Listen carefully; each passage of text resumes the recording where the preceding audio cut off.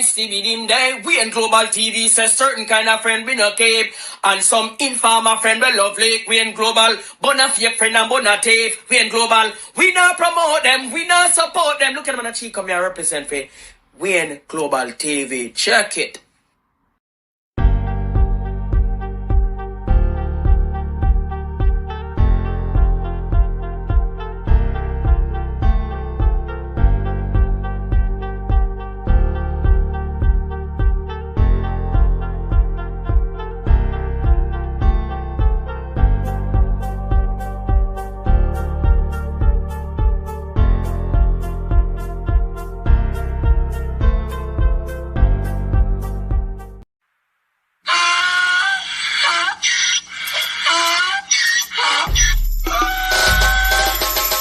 For me again, you can't for me again.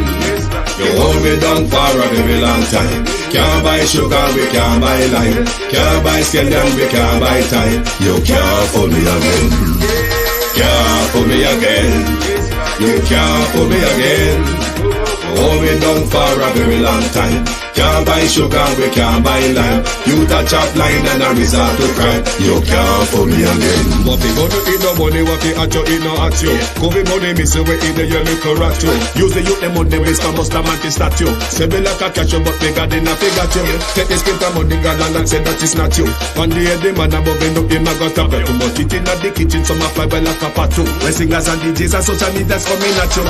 It burn me 300% raise. It burn me Garbage pile of the day. It burn me Give the teacher them It raise. burn me I see corruption face. It burn me Mash down the people them house. It burn me Every day appear arms out. It burn me Appear money them a thief. It burn me And them a sell out the beach. Can't for me again.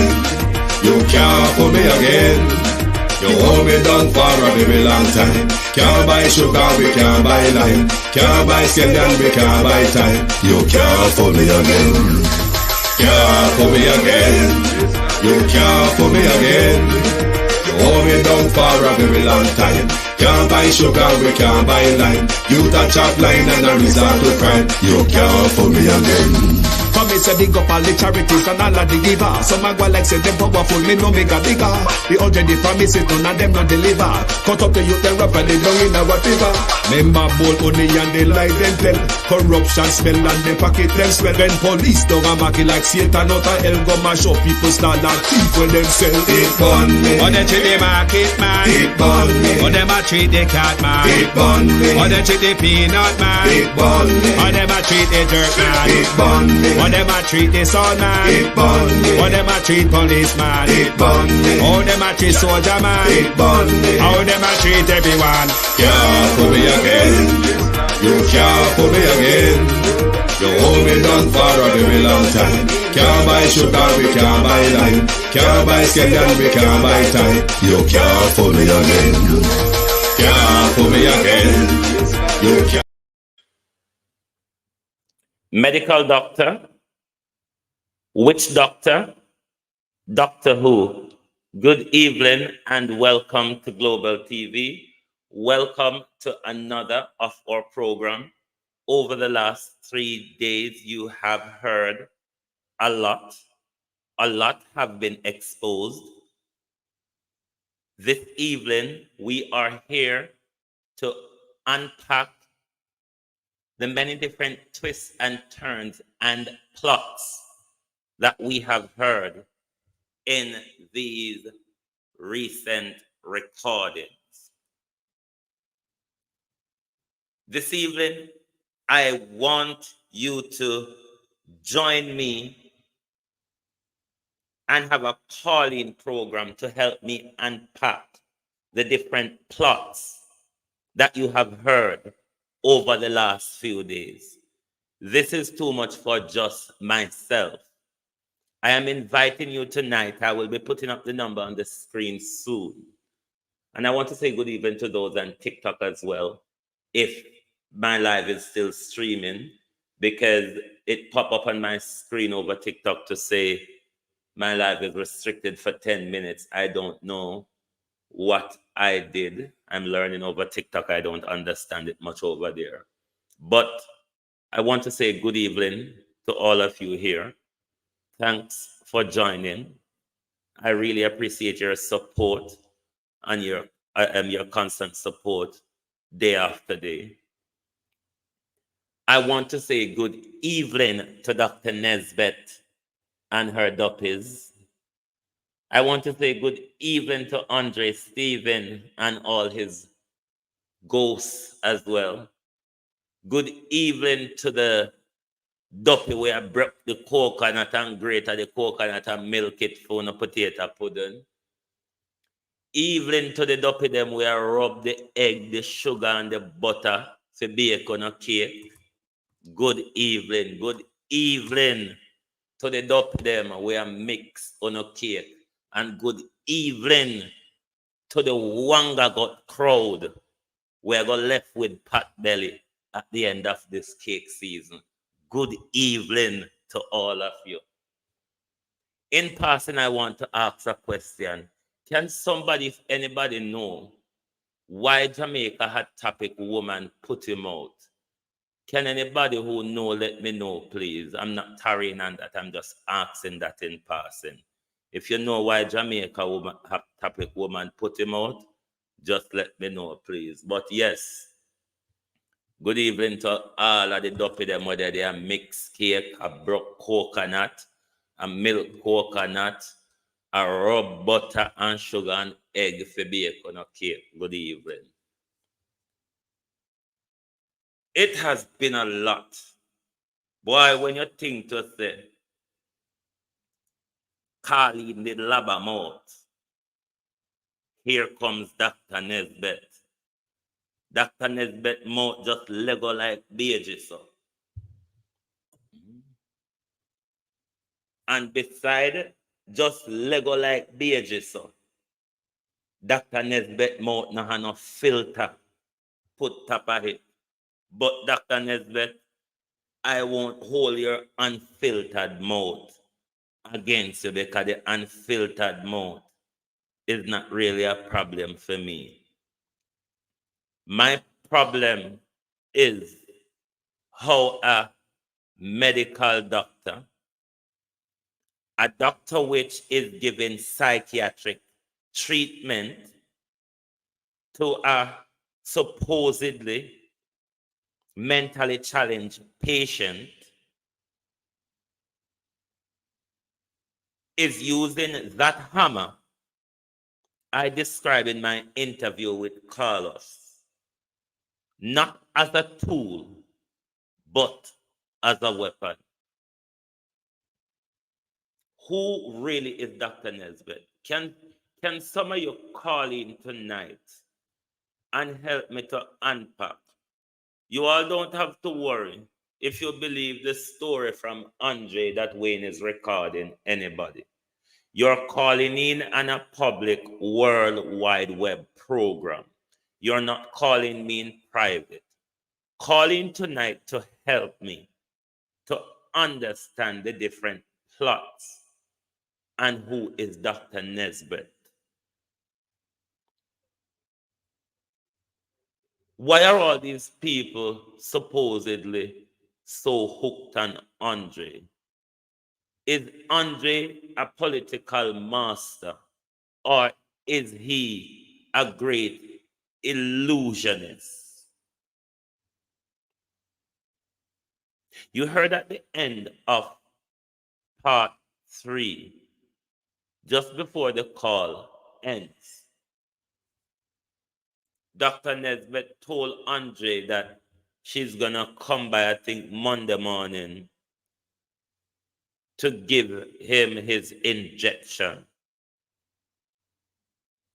As his doctor, at no point throughout the conversation, an hour and a half worth of conversation, at no time you heard from his doctor any care for his mental health or his social well-being, for that matter, is all about weaponizing him. It's all about weaponizing him to do her dirty work. Is Dr. Nezbeth working for the People's National Party or the Jamaica Labour Party? Are you all aware that both Dr. Nezbeth and Andre Stevens are failed politicians who've tried but never make it? Are you aware that Dr. Nezbeth has run for the Jamaica Labour Party quite a few times to no success?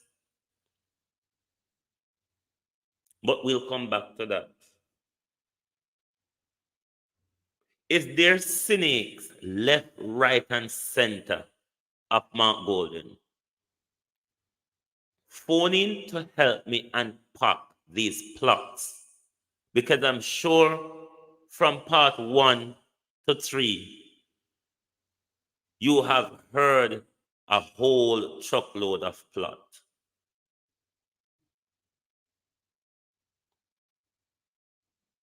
The calling number is on the screen, Princess. The calling number is on the screen. If you're calling internationally, it's +1144 7956 907 089 +1144 755 118 3131. Those are the calling number. And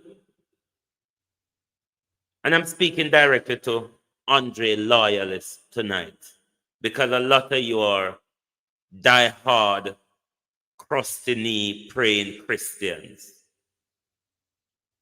One of the things the country want prayer. Listening to Dr. Nezbeth and Andre with the whole heap of dopey and the whole heap of obia them. One don't think the country want prayer. Remember tonight we are unpacking part 1, 2, and 3. One don't think the country want prayer. These are all questions me I put forward for no call and help me to unpack. Another thing again, us Jamaicans, must have heard the phrase sometime or somewhere in passing. You got your doctor and your doctor don't know what's wrong with you. But your doctor tell you, say, your sickness now make medical sense. So, you fit try another advice or alternative advice. Listening to Dr. Nezbeth as a medical doctor. Could one draw the inference that Dr. Nezbeth would be the one, if you're sick, if your ailment is not making medical sense to her, is to introduce you to our Obia woman, we're expensive, but she very good? Could one ask the question, is Dr. Nezbeth and Andre Stevens recruiting people for their cult membership through the medical practice?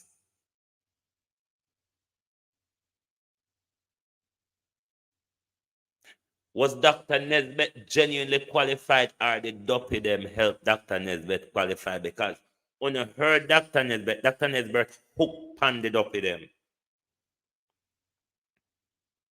Remember Andre say him no obia walker. Remember Andre Stevens brand Wayne Fabs as an obia worker. That's why him couldn't work with me, because I come from the house of Satan.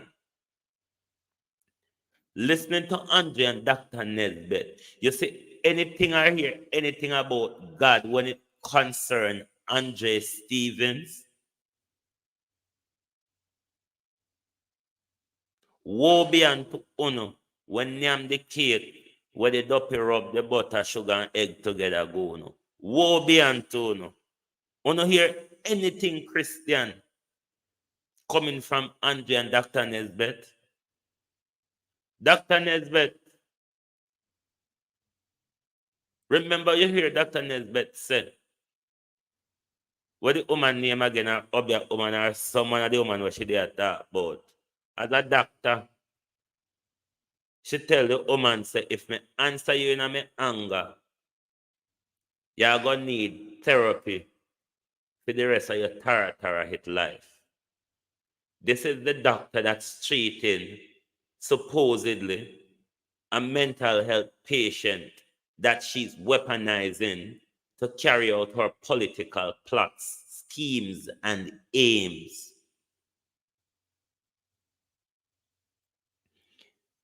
Lisa Hanna, you are thick in the plot. And you need to come out publicly and declare yourself, because it's not me calling your name, Lisa Hanna. It's Dr. Nezbeth said life change away. Who would know that Lisa Hanna, all the likes of Lisa Hanna, would Hanna run to you? Darrell Vaz run to you. On a calling for help me unpack, especially the Darrell Vaz, Drayton Campbell, Lisa Hanna, Mark Golden dynamic. I don't think you all knew how dangerous that plot and that scheme is.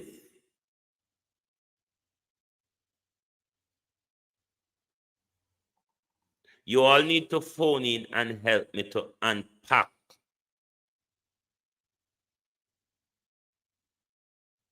that scheme and plots that you heard surrounding Lisa Hanna, Drayton Campbell, Darrell Vaz, and by extension, Mark Golden.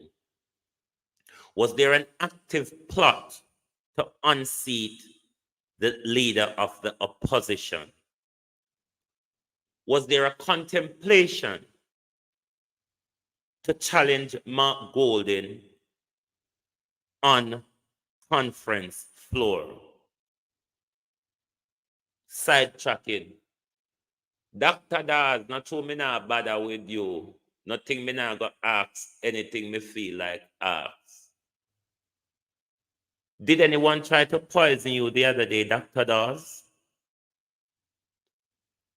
And if someone tried to poison you, and if they actively succeeded in poisoning you, Dr. Dawes, do you know who poisoned you?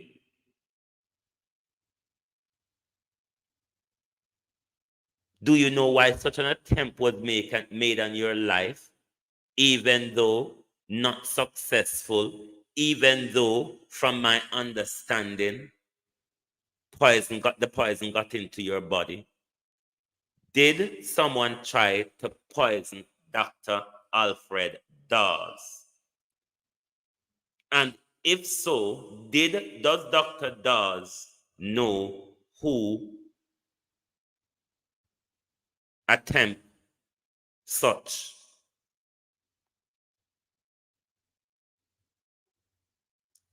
Why is Wayne going at the People's National Party?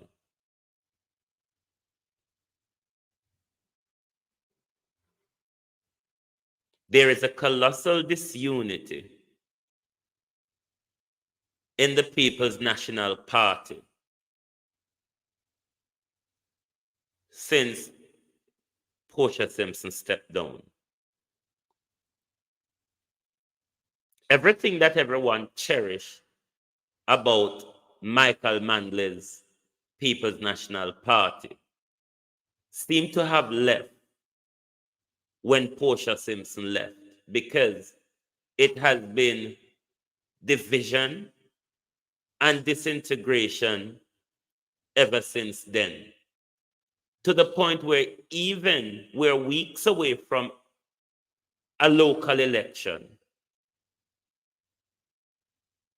We could have that coupled with the general election.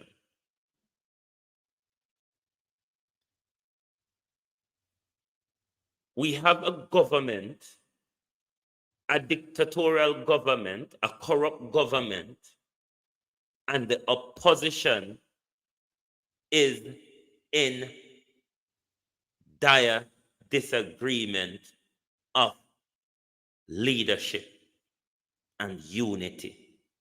This is serious for our country.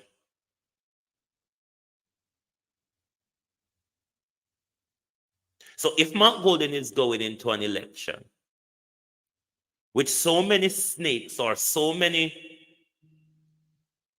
let me take a call here.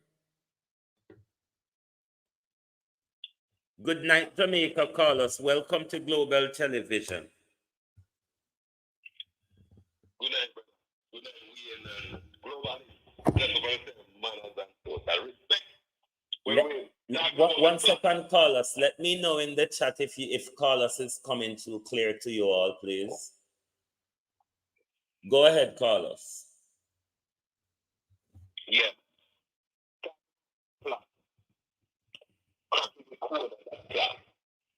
No. Weird. Mm-hmm. It should be turning around the people in fact to realize the truth. And I got the truth telling us here. He was so long before we can make the Carlos, the people say you're coming. The people say you're coming too muffled. I'm hearing you clear. I don't know why.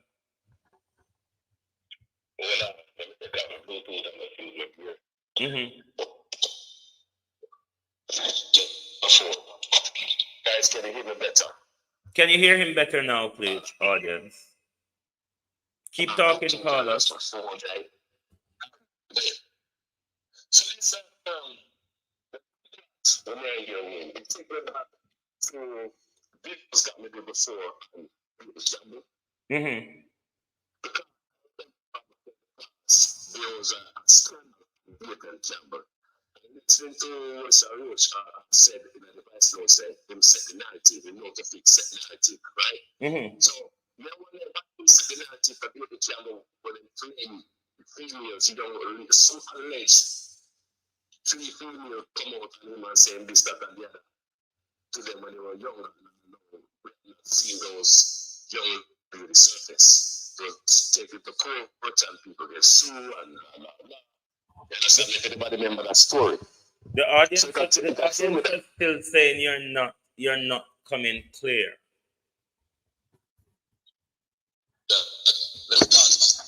Let me talk. Okay, do that.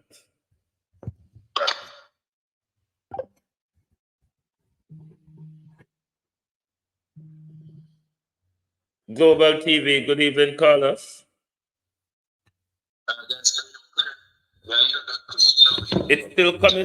It's still coming too muffled, you know.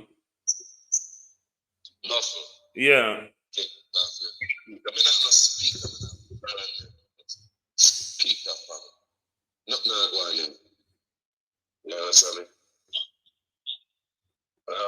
Keep talking. No, keep talking.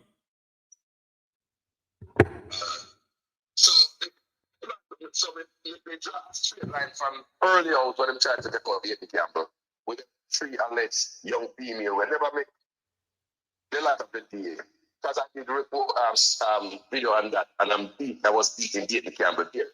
So listening to this plot right here, it kind of wonder it is a long time they might try plot and date Campbell, like to get him out to as maybe to put in Lisa Anna. It's my interpretation of this. Get him out to put Lisa Anna and him say Buzz call him and all them thing there.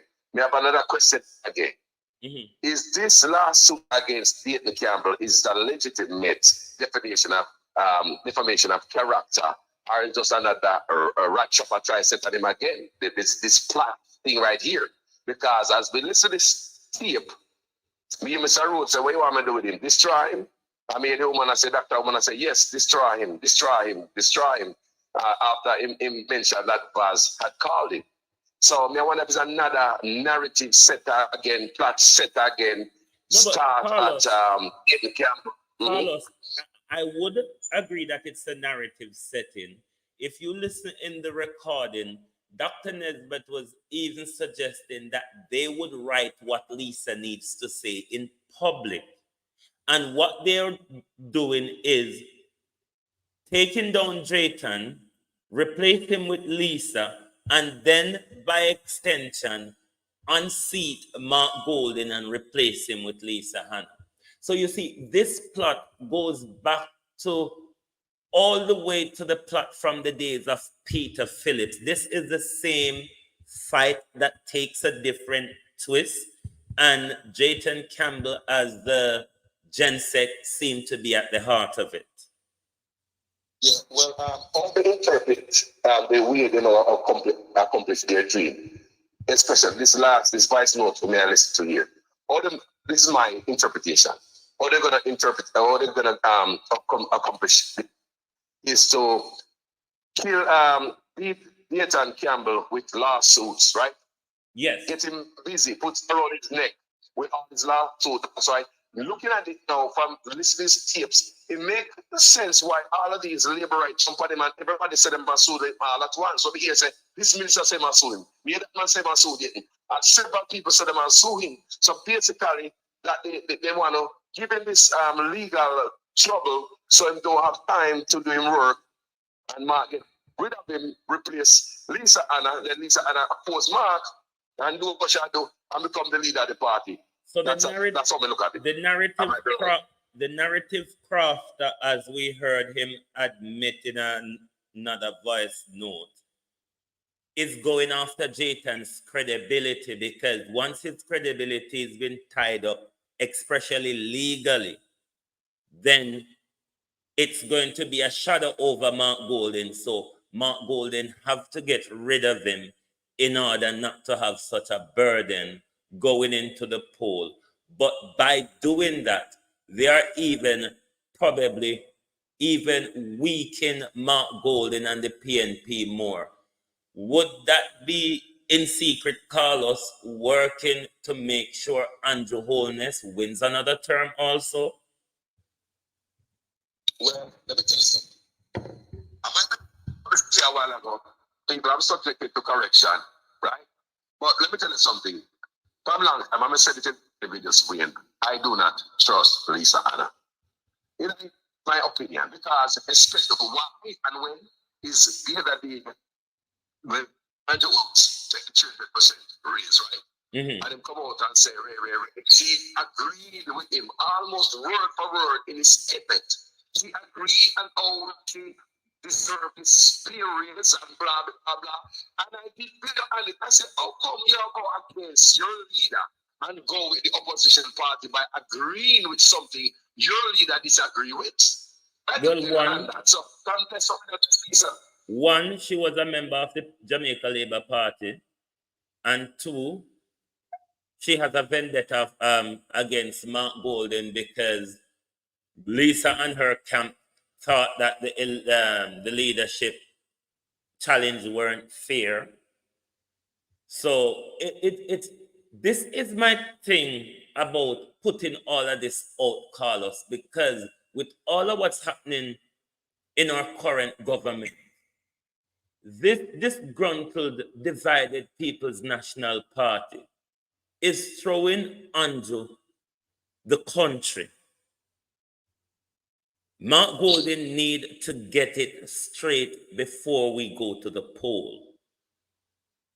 Well, some of these snakes need to be unearthed before we go to the poll.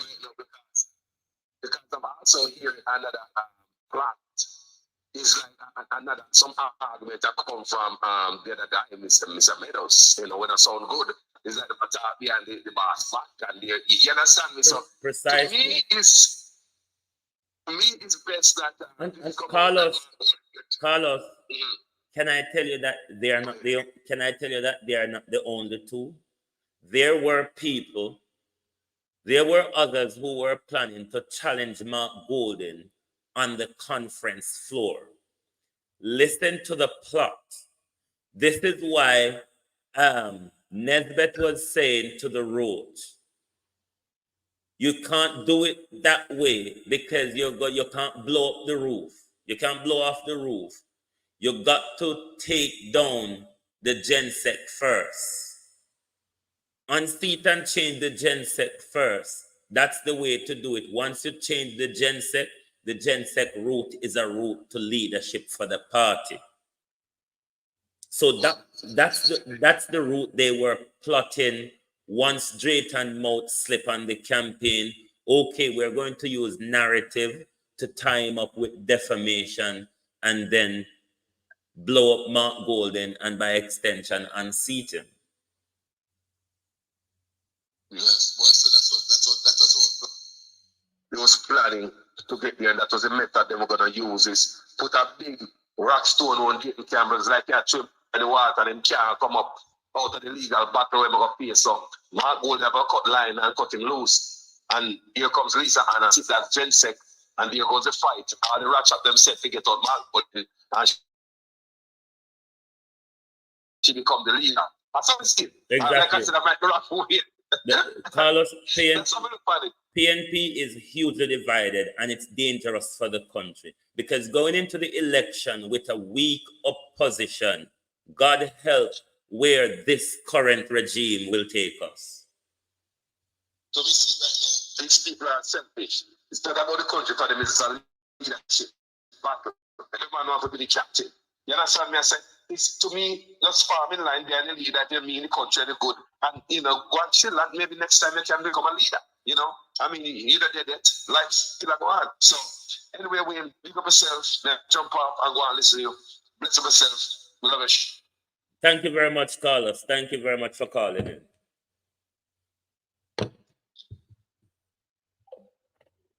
Yes, you heard it. Is the plot an extensive plot to bring Drayton Campbell down? Is the plot an extensive plot to bring Drayton Campbell down? But it is a woeful thing if Lisa Hanna is prepared to side with Darrell Vaz to take a member of her party down. This is dangerous. Good evening, caller. Welcome to Global TV. Good night, Global TV. I know it's you, but I don't want to call people name until they permit to do so. How are you, Miss Sunny Days? But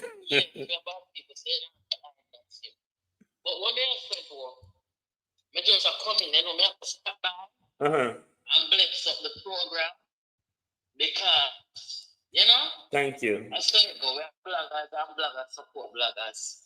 But wait, me hear you talk something say, Lisa and Plata, Ray. We must remember, say, Dayton Campbell is a loose cannon. Nobody don't need to set up Dayton. Nobody said Dayton, go take the plot. They said the man a murderer. And be careful with wording over here, please, because I don't want them come sue me. They can't sue you. They might not pay back. Hear me and say, if you go back and go listen to the tape when Dayton spoke on the PNP platform, Dayton Campbell used his mouth insinuating, say, the man a murderer, and then now him got talk about say when PNP did in a power, PNP gave Andrew Holness special security when such people didn't want to kill him. Now we not the public, I be a rumors and hearsay and them thing there. But if Dayton was privy to that information and if that information was accurate, that is classified information. You don't come ball out those things and clash, but we don't know if it's true.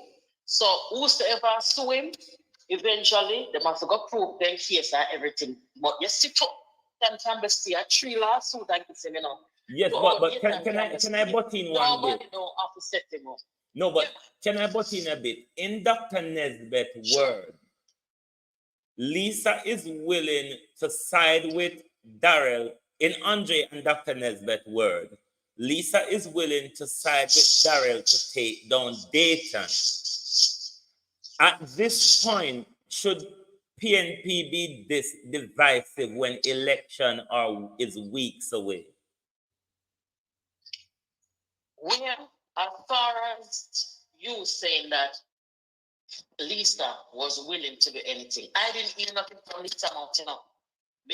That is true. That's why I'm asking Lisa to clarify if she's involved in this plot that Dr. Nezbeth and Andre spoke of.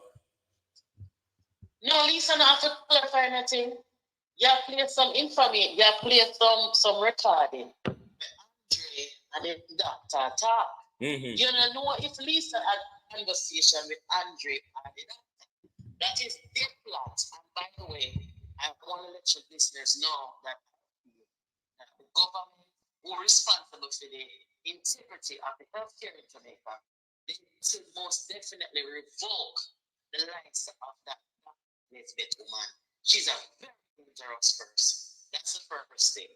But the next thing is all these plotting and planning in the conversations we hear between her and Andre. It was just saying, Lisa, I'll go do this. It was, this is how you take down that person. And they had all these plans and plots going on between them. But also, I am aware. Also, I am aware of the fact that Andre and Lisa communicate.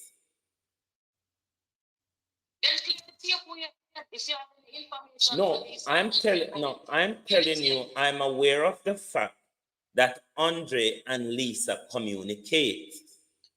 I'm not saying, I do know that. I'm not saying Lisa is a part of the plot. I'm asking her, is she a part of the plot that Andre and Dr. Nezbeth spoke about?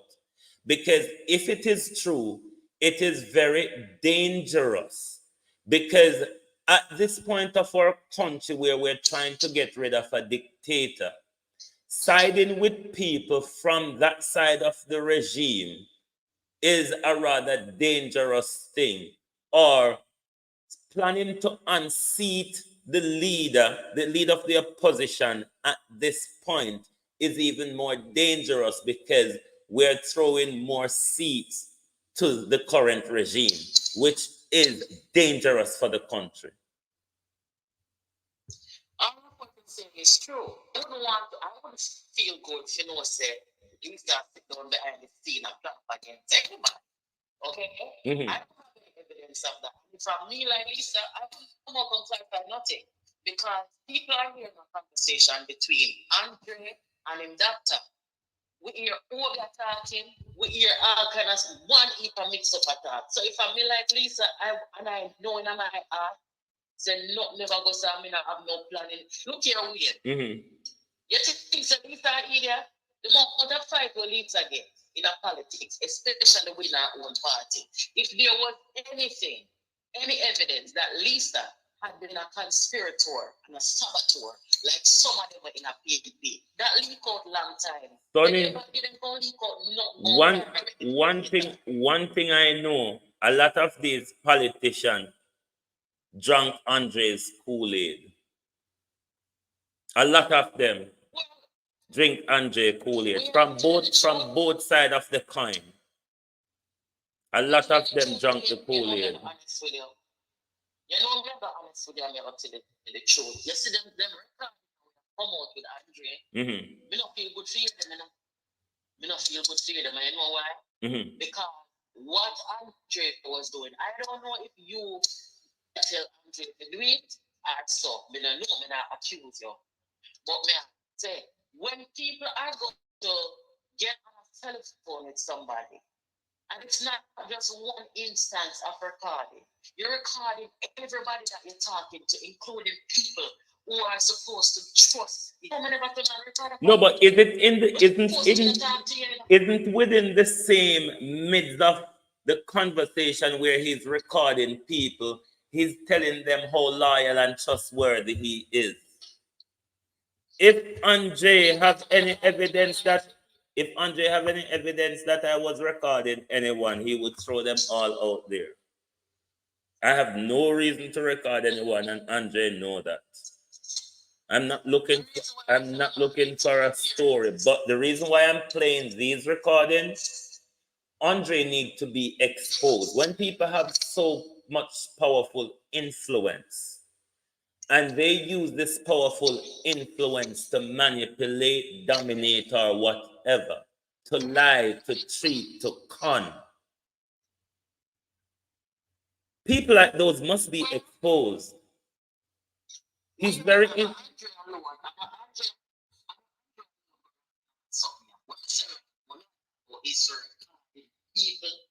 when you want them in a private discussion. That shit is wrong. And I don't, you know, something I'm afraid about. Andre is the one who has to give an account for that. All the people who Andre, one second, all the people who Andre have recorded, all the people who has come on Andre show as guests, I have only ever had contact with one, and that's Isaac Buchanan. Nobody else. We know nobody with Andre record has ever had a conversation. None of them.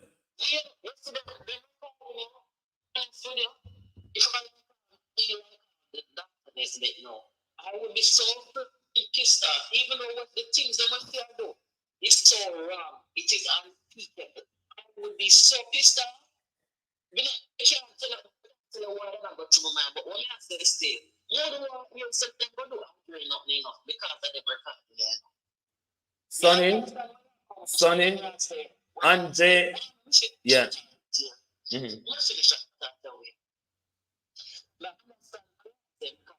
You put in a lot of time, a lot of energy, a lot of effort, and you had good intentions when you joined up with Andre in doing what was good. So I understand, say, your urge, and I understand, say, you would have want people to know. If you feel, say, Andre in a genuine, I know, say, that I want people to know, say, look here, don't be bamboozled, right? But, you see, these politicians that I heard, and the Dr. Nezbeth and all those people who me here are paired up with Andre and with the wickedness. And when I say wickedness, let me tell you something. You see me? Me are the type of smart way. You say to me, I do something. When you know, say, I want me to go on with somebody. You come up there and do it, you know. You come up there and do it, and me can't justify myself in what me I do. And some of them people, they will pretend as if they don't want anything to do with people like Andrea Remy, and you hear them on the phone and hear the certain things and attack them to be exposed for truth. More of these people are Andrea friend than we know. You hear? More of these people. The Jamaican people, them see hear the people them like Dr. Nezbeth. They see hear the people them like Milano. They see hear. Me not really say anything incriminating still. But a lot of these people, the data and before, the Jamaican people could hear them wicked. Okay. Well, me really standing still, so it come down to this with you and Andre. I know, you know. Well, you know well that Andre has been given a lot of time, opportunity, and chance to stand down, step back, or just leave me alone. He decided not to, so him just have to deal with whatever comes. But so you're still well, it might be a Kim cake and me I tell the truth. Me no need no help to tell the truth. He might go and make the dopey them help him rub the sugar, butter, and egg together. But me will continue the journey because I hit me to join him for. So me will continue the journey. But no, the situation, when the politics is concerned, though, the situation, you know, PNP, my love, me hear a lot of the while I was say the PNP cannot in government because of how unstable and backstabbing most of them in there are who are leading the party. No, I 100% agree with that. As much as how Jamaica should try something else in terms of, I'm the one taking him to them and come down from there now. You understand? That is true. I agree with that. But at the same time, why would we want to switch out the oldest for this kind of PNP? This kind of PNP cannot be trusted in government, Then if you're saying this, then might as well the whole of we pack up and go on in a hell with in a hand cap, because you would be saying that this group of PNP is so terrible that it's better that we stay with Andrew at least for another 4 years until we sort it out. But what could we end up with in that 4 years? We are a member of the People's National Party until 2021. You know why I'm still in my membership? Because wherever evil and wickedness dwell, I cannot stay there. And when I see the evil and the wickedness of the group that is leading the PNP now, me not sit down here and tell you say everybody in the PNP are evil now. Because you know me is not fear, woman. But me I tell you say the group of me see are lead PNP now, the things that I saw them doing to one another within the party, I could not dwell there. And I am saying to you, and then this is why then, Sonny, they all need to be flushed out in public, because we need a credible opposition. So them to get flushed out and called out in public. If you're going to say that we need to replace Holness, first of all, I don't believe that no prime minister going to know third and their fourth term. If you did a 2 term, come down from there and make other people come into. Yeah, you agree the person if you want to stay 3 or PJ shouldn't stay no 4 term. That being said, we can't go from Andrew Holness to first, and that's how I'm saying now. We have to go from Andrew Holness to better. Mark Holness, But going from in our politics, Sonny, the way our politics is designed, the only choice we have, the only choice we have going from Holness is the others. We don't have another choice. So you're basically preaching doomsday at the moment, based on where we're going at the moment with the current regime. And if you're saying that we cannot swap the current regime for what is on offer, then it is doomsday, really. We use a smart person and use a logical thinking person. I am not saying that Jamaican people don't deserve a new government. They do. But what it's like say if they would have money right now when we are keeping me, right? I'm gonna take up a man and try and use our tribalist that come in my life. You can't go find for that what tribalist that. What is the short term? What is the short term option for the country? In my view, a short term option is this. You see, Andrew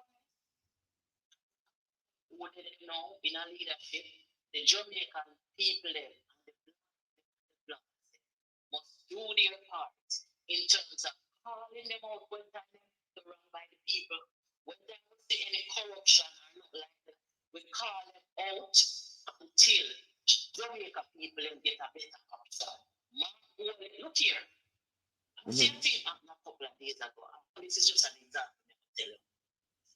I see Mark Golding make an argument publicly a few days ago about how the government should go about dealing with crime. You know what he said? He gave this long speech about pre-infant detention. Had to come out publicly and say to him, this is already something that happens every day. As a criminal attorney, Anita knows that. Mark Golding, as opposition leader and a lawyer himself, does not know that. Why would I, as a smart woman, sit here and say that he doesn't know anything? Well, So if you are a opposition leader, where can comparative government say? You don't know say pre-charge detention. Look at the other branch. When she went here, let me charge that person. well, Kevin Simmet was a pre-charge detention. That's why he died on the way to. That's why he died on the way to Kingston to be charged.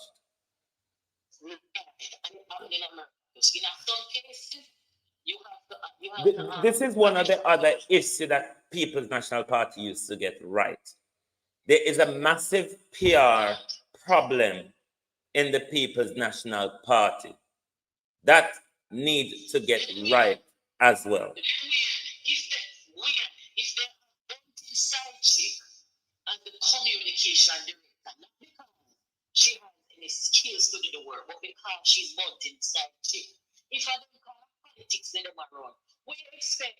Them not take up people who want sense and people, even me, we could have done a better PR job in the PNP and Keisha Burton. So, then the public discussion is needed to be had, because the People's National Party is the people's opposition. It is our party. It is the Social Democracy Party for Jamaica. So by all means, we need to trash this thing out in public so we have a credible opposition. Whether we are People's National Party or not, whichever government is in power, you need a credible opposition to stabilize a government that can quickly slip into democracy, which is where we see this current regime is going. But I want to go off now to rant on Holness free speech issue before I get back to the Nezbeth situation.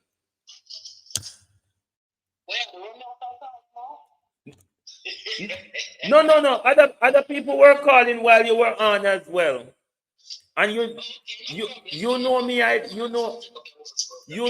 don't stay more than an hour online. Thank you very much for calling, yeah? Yeah, take care. Okay, cool. Yes, that was Miss Sunny Days, a once member of the People's National Party. But I want to, before coming back to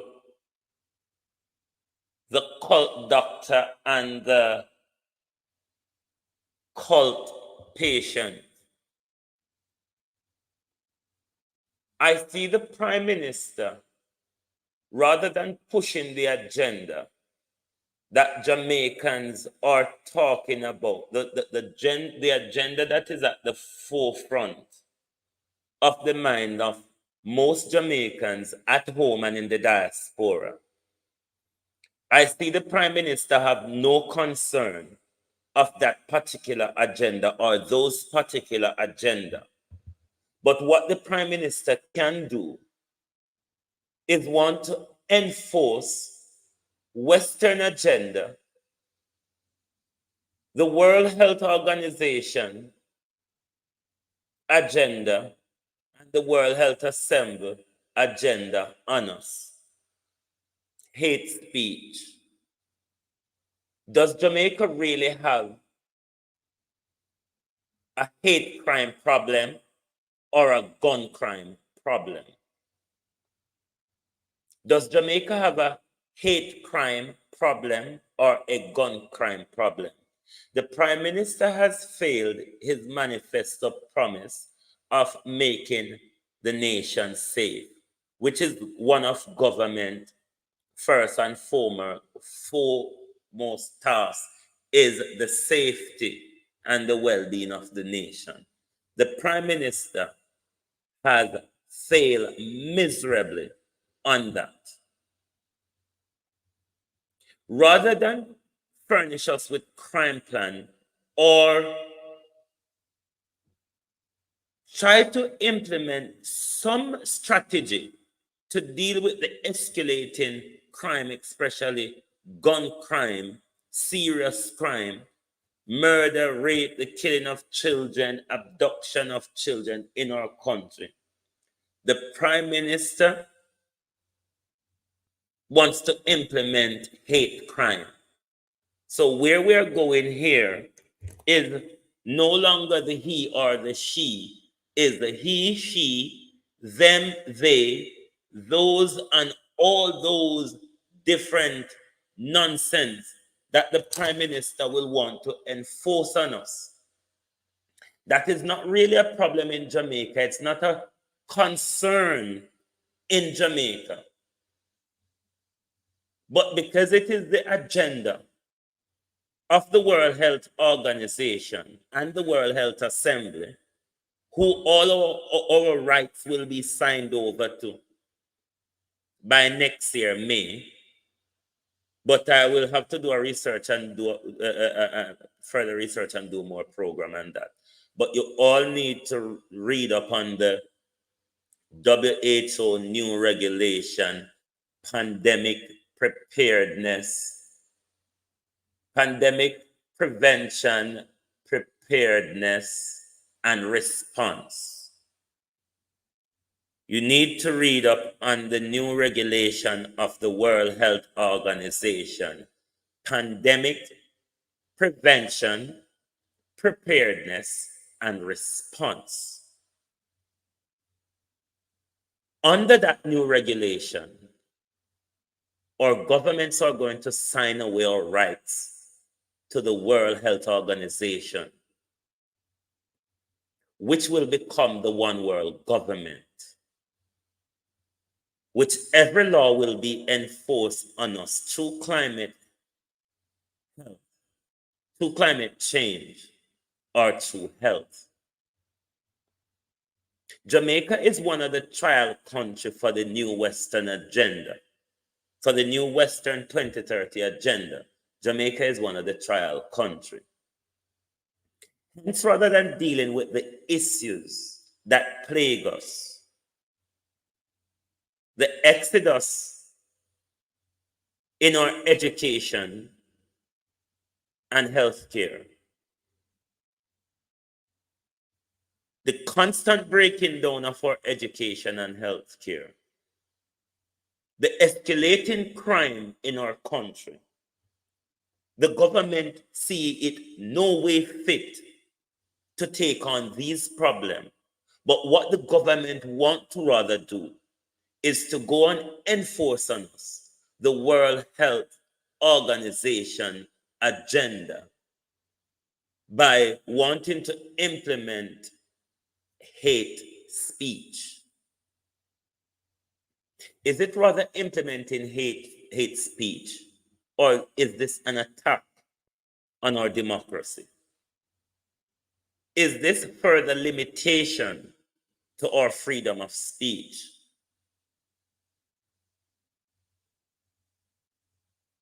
Has Jamaica embarked on censorship? Pegasus Hotel.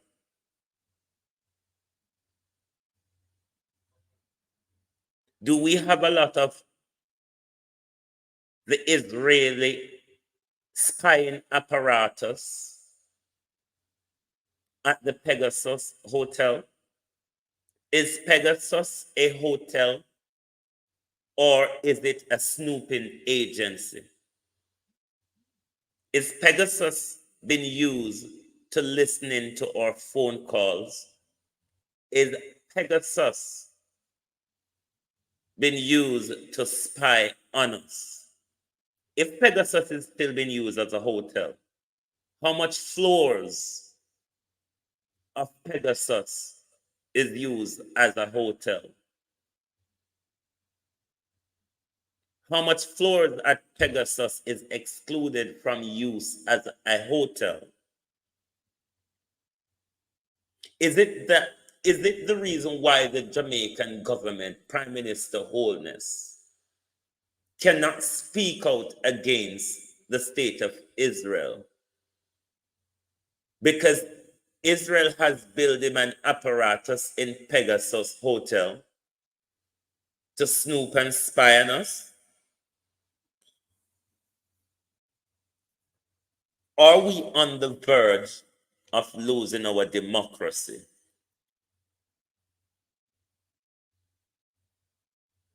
Are we on the verge of losing our democracy? Because if the People's National Party is so divided, weeks before a local election, we could possibly have a local and general election tied together.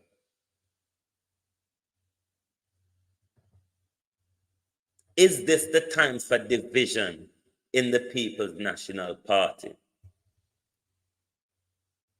Are the members of the People's National Party really social democrats?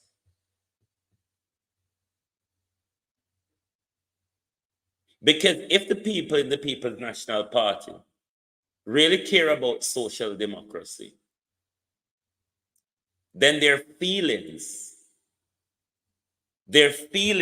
shouldn't be so put up front of everything. Their personal ambitions shouldn't be put so much up front of everything to the point where we could see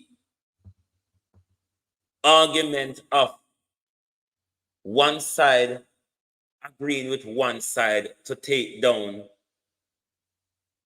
a fellow party member. If Dr. Nezbeth and Andre conversation, if there's any truth to Andre and Dr. Nezbeth conversation, this is very dangerous, not just for the People's National Party, but for the country. Is Dr. Nezbeth a dangerous professional?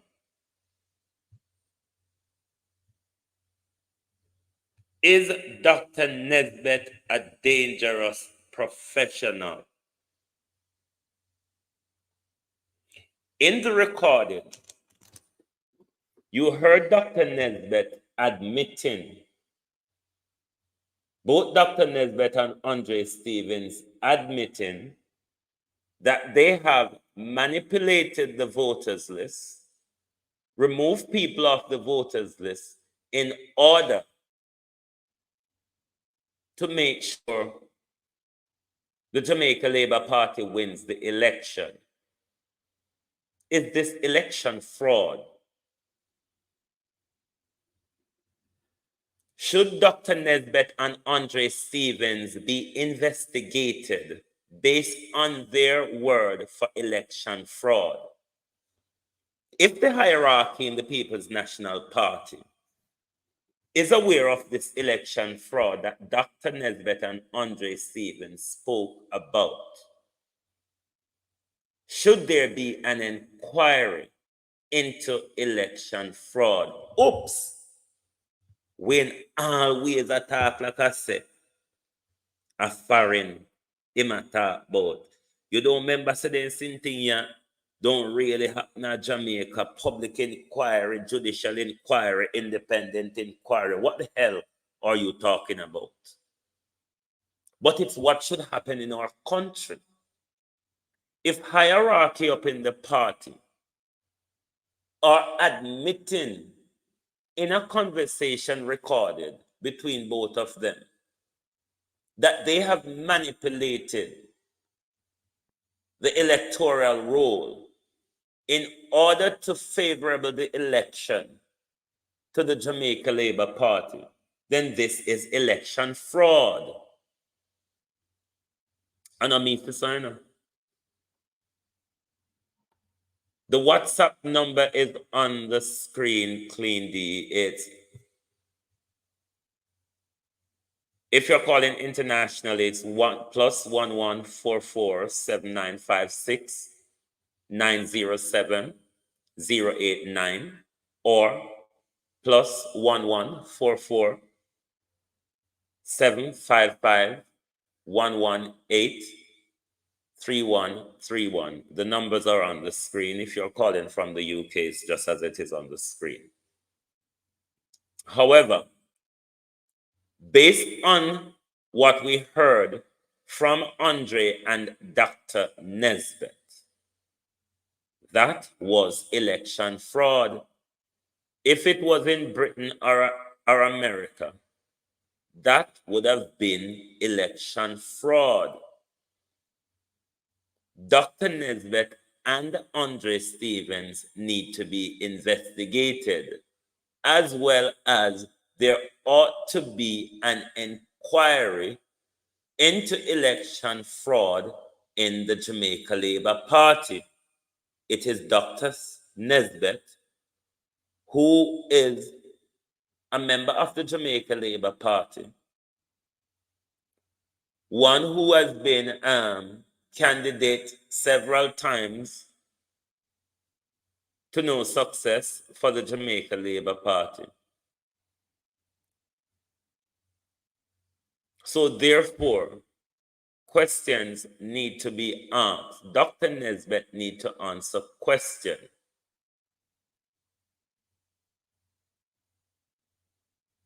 Dr. Nezbeth needs to answer questions. Dr. Nezbeth admit to election fraud.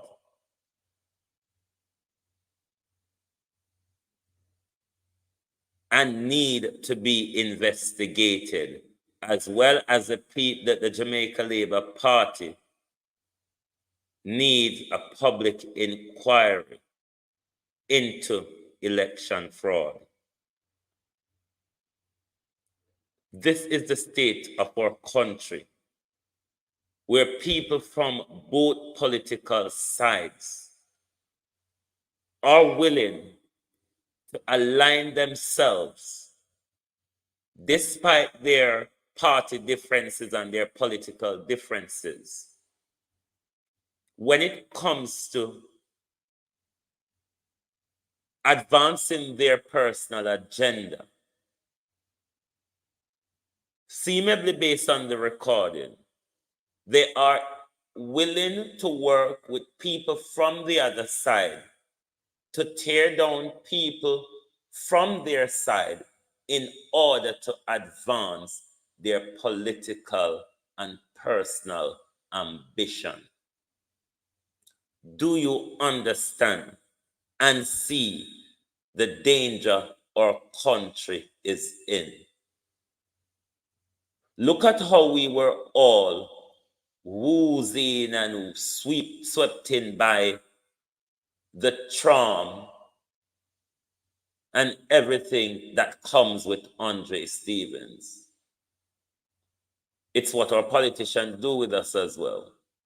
They come with great charm, but as soon as we gulp that Kool-Aid, the addictive sugar unleashed in our system, and there you go. The policy jumps out the window and the personality kicks in. It is a similar situation we're seeing across social media in this whole Andre Stevens debacle, because the vlogging community was willing to scoop up Andre lies, malicious gossips, and run with it. But apparently people like Dr. Love, Miss Pig 13, the Backstreet Home Alone, and a lot of other people. Let me take a call. Caller, good evening. Welcome to Global Television. Yeah, man, big up yourself. You know who's calling. I do know. Yeah, all right. Yeah, I want to ask you a question, Wayne, as far as the political structure in Jamaica and the frenzy surrounding elections in Jamaica. You think there will probably come a time where the Jamaican people actually vote on issues and not necessarily the carnival that surrounds the election? I do have the hope. I am optimistic based on the fact that we are having these conversation, and it is as it is, everything is in the mind. And once we continue the education and people become more aware, they will start looking at the issues rather than the personalities that we look at the moment. Yes, because there's an issue that this issue is really bothering me, and I feel like the regular Jamaican doesn't know. You are aware that Israel is the country that's responsible for Jamaica's national security when it comes on to cyber. I am understanding that. This is why I'm asking the Pegasus questions. Yeah. How comfortable are you with Israel being in charge of that? Because they're basically in charge of Jamaican citizens' data then, right? Precisely. How do you feel? Do you feel comfortable about that? When you look at the open barbarity of such a state, can you hand over the security of your people to such unleashed barbarity which has nothing to stop it from doing whatever it will? I don't think Jamaicans understand all the different dangers that surround this, whether it be or domestic or international policy, but we're surrounded by danger. Yes. And it goes back to show that Jamaica is actually not an independent country. We have never been. Because Jamaica can never come out and take a stance on Israel for nothing. No matter the Israeli actions, I'm not taking sides. I don't understand the conflict there fully. I'm more talking from the side of a concerned Jamaican citizen. And I feel like you're basically you're this basically pigeonhole you. You can't really speak how you actually feel, because then the Israelis can actually collapse the entire economy in Jamaica. Precisely. The Israelis can also start leak a lot of information from governments if them step out of line, because you control all of their technological snooping apparatus. Yeah. So you can dangle a carrot in front of them or wield a stick at your will. Yeah. The Jamaican government, every year or ever so often, you always see kids from certain universities in Jamaica. They go to China and they win these tech competitions. So that tells me that Jamaica has competent IT youngsters. Why haven't the country assembled a group of youngsters to maybe go and learn and shadow those companies to then transfer Jamaica national security to competent Jamaica? Scamming is a very high-tech thing, you know that? Yes. What if our government find a way of using that knowledge, developing that knowledge, educate our young people to develop that knowledge for Jamaica and use it in a positive way for Jamaica? You can you imagine how much jobs that would create for young people? How advanced that could make us, where we are creating our own softwares and everything like that? Yeah. And with the invention and the introduction of AI coming in now, I wonder how much Jamaicans are taking this serious, because a lot of people are going to get left behind when it's not going to just be these heavy lifting jobs. going forward. A lot of those low-level jobs will get cancelled out, and I'm hoping that Jamaicans are ready for the new paradigm shift. And I don't think even the middle or younger generation, especially the middle generation, is catching up very as fast as they should with technology, because it is more, even for savvy people, it's moving so fast where every day you have to be learning new software or new methods of navigating your way around systems. And I just don't think we're catching up fast enough, and that is even more dangerous because we're going to be third world 2.0. Yeah, yes.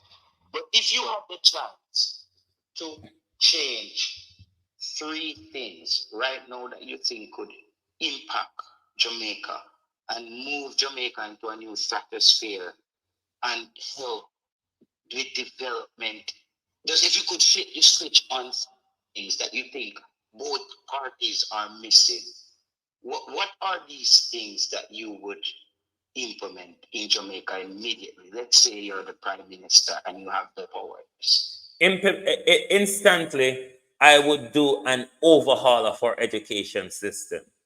I would change the way how we teach. I would change our curriculum a whole lot. Our curriculum, for me, our curriculum would be agriculture centered first and foremost. It would also be technology centered, but behind that, our curriculum would be economic centered. I would also do a massive development and expenditure in our healthcare, because the health of the people matters. And I would also make sure that when Tony Blair was taking campaign in 1997, his mantra was education, education, education. Well, my thing would be agriculture, agriculture, agriculture. So it would be agriculture, education, and healthcare. And once you have a healthy nation, you have a knowledgeable nation, and you have a resourceful nation, you can build from that. So those are the areas that I would deal with. On what level would this would your agriculture be? Because I don't think Jamaica has the capacity to be a mass producer based on land, how the land is set up. Like when you look at a country like South Africa with the mass farming, Zimbabwe. So you're talking No, about can I back you up on that? Because Jamaica has always been a mass producer in agriculture. Cotton, corn, you name a sugar cane, banana, you name all the things that gave economic wealth to Britain. Jamaica was in mass agricultural production then. We can always go back to that. We can always look back, develop, and advance. How would you do that, though? Because I'm looking at because right. How would I do that? What I would do if I become the leader of Jamaica tomorrow, straight away I would apply for BRICS membership.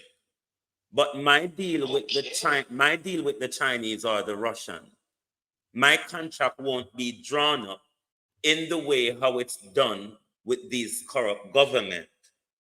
The reason why I would go into BRICS and such deal, I would want the technology, because I have the natural resources, I have the human resources.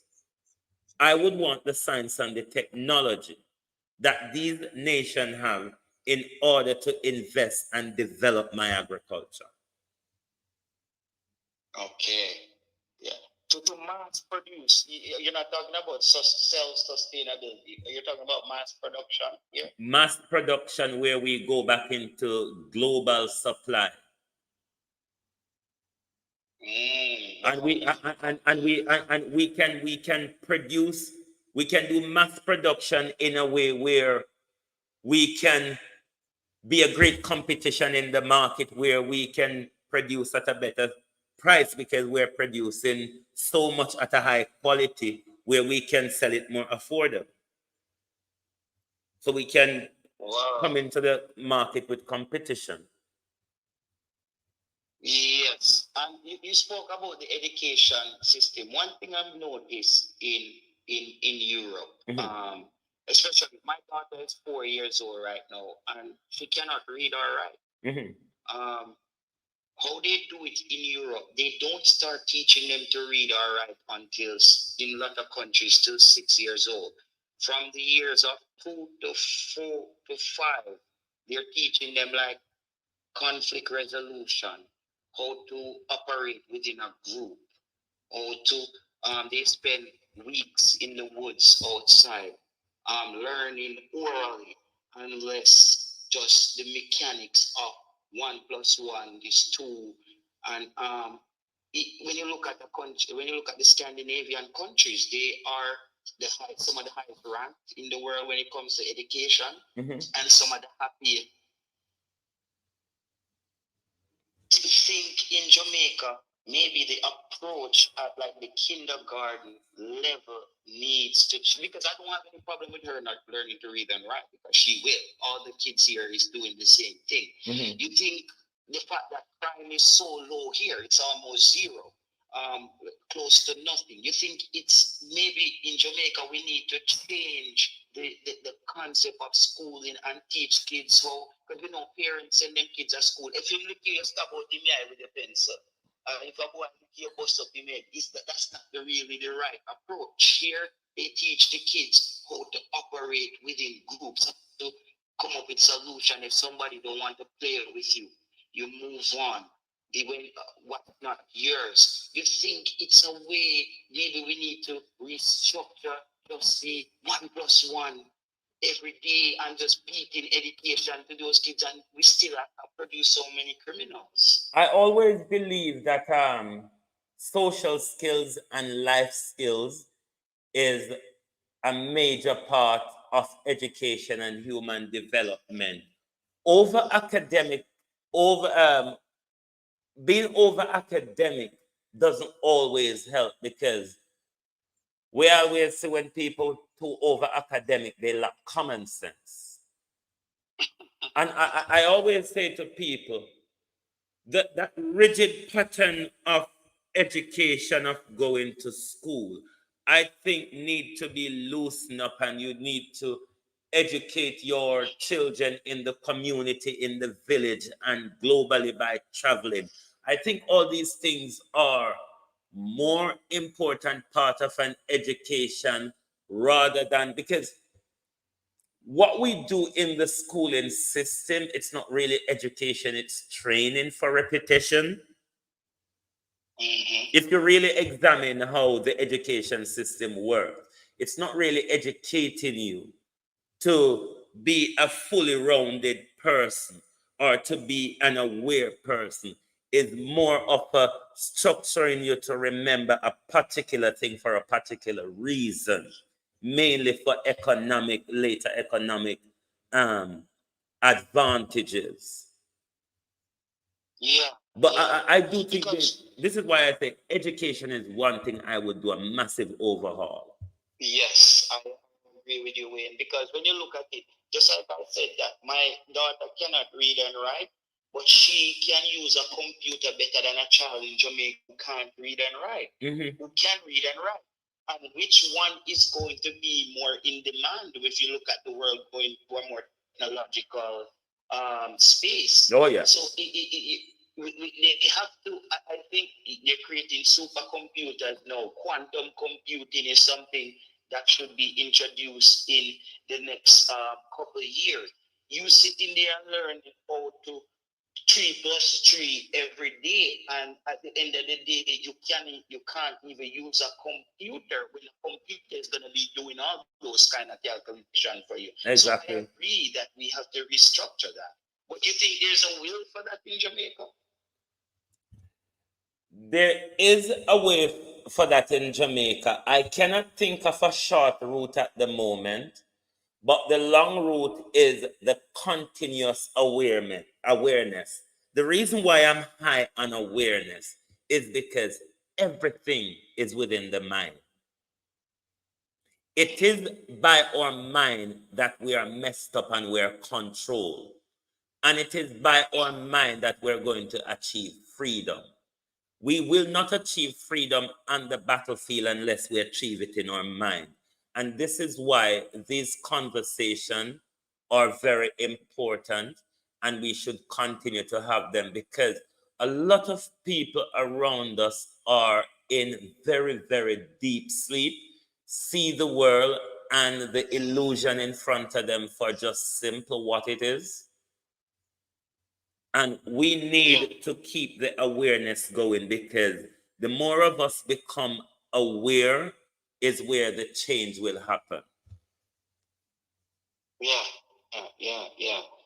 And a lot of people would say, Wayne, how would you, a lot of people would say, but your child can't read and write at 4, but 90% of 4-year-olds here cannot read or write, because that's not the emphasis of the society. They allow the children to be kids, play, run outside, fall.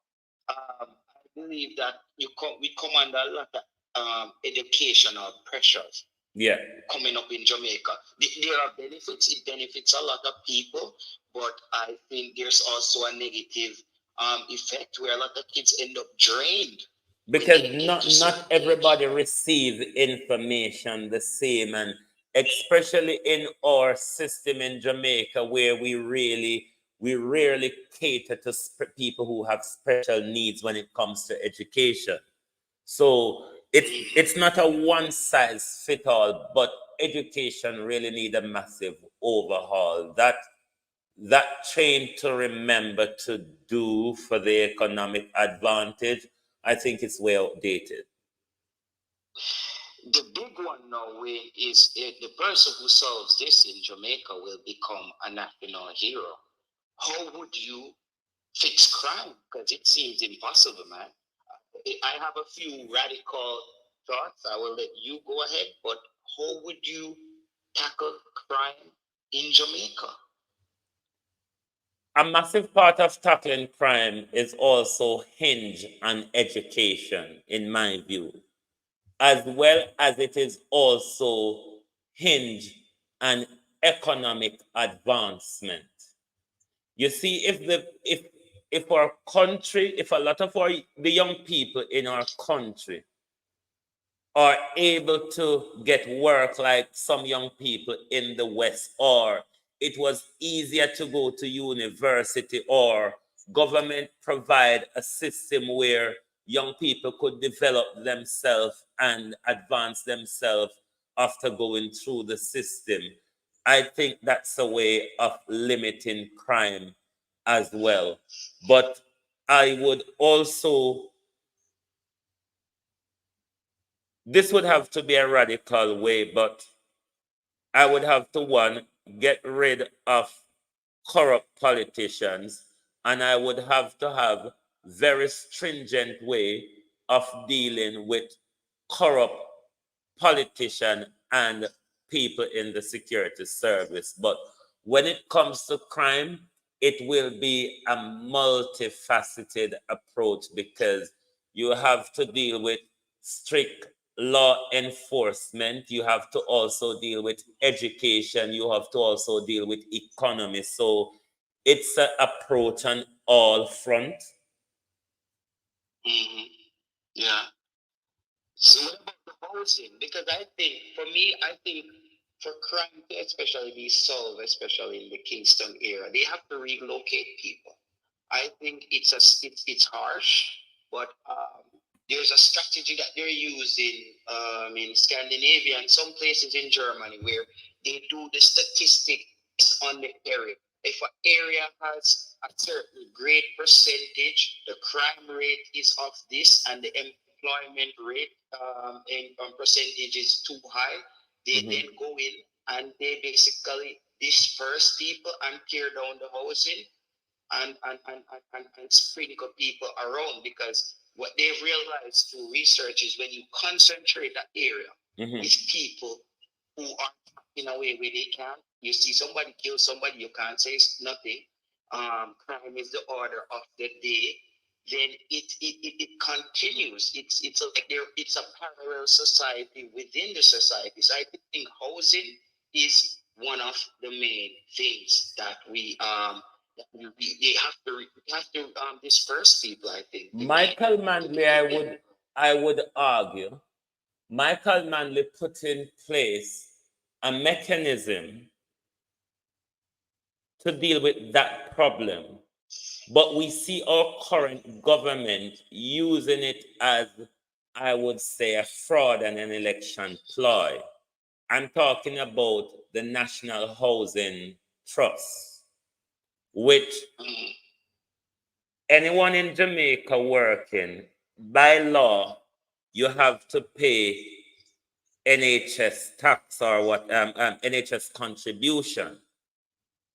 Now, what that money, that NHS contribution should have done is the government use all of those pool money to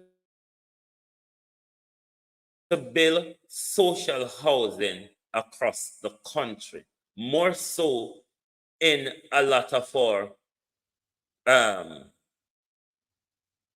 inner city areas, because if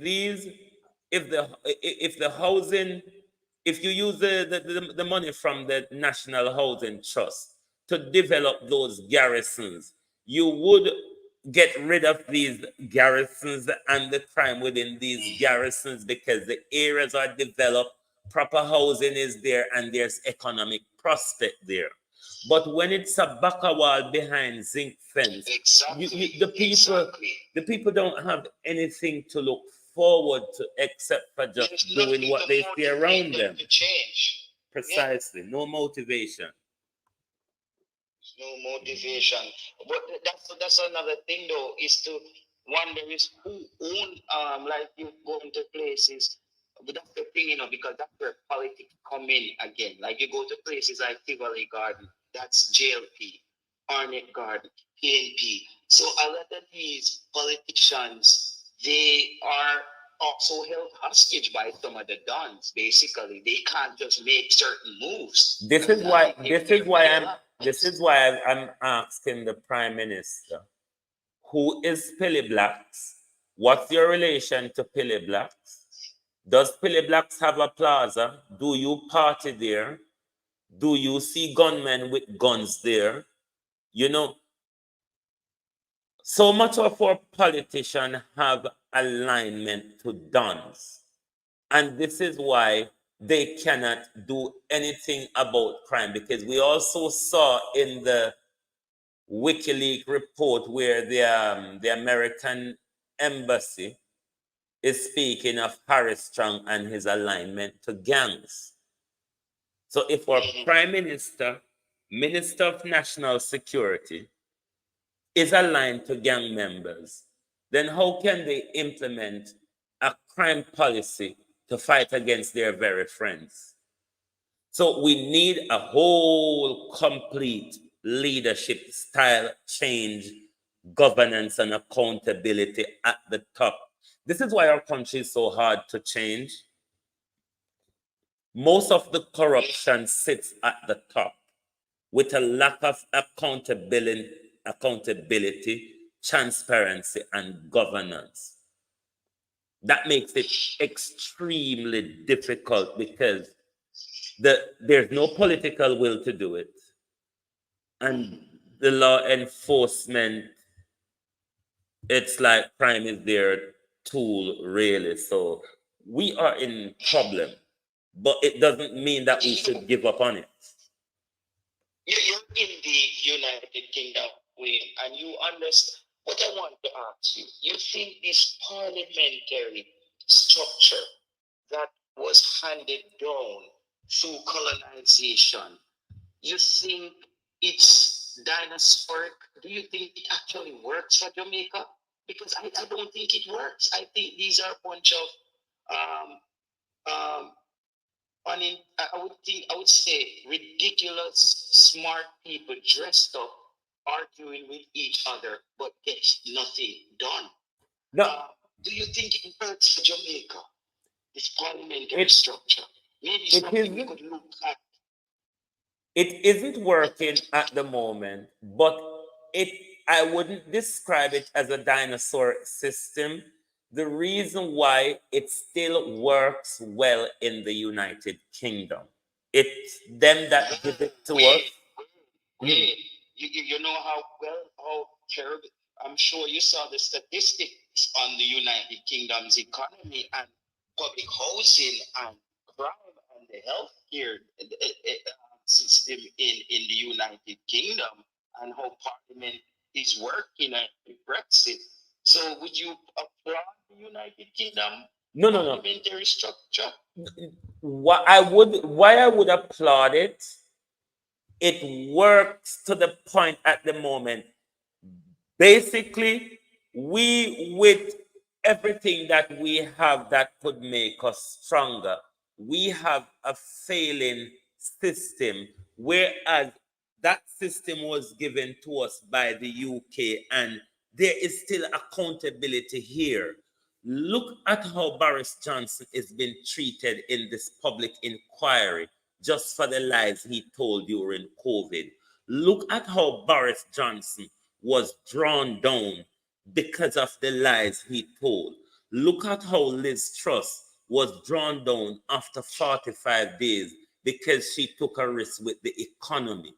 There are accountability in the UK system that holds things together, that you can really hold politicians to account. You can really hold public officials to account. Having said that, the United Kingdom is where corruption was built, reside, and exported globally.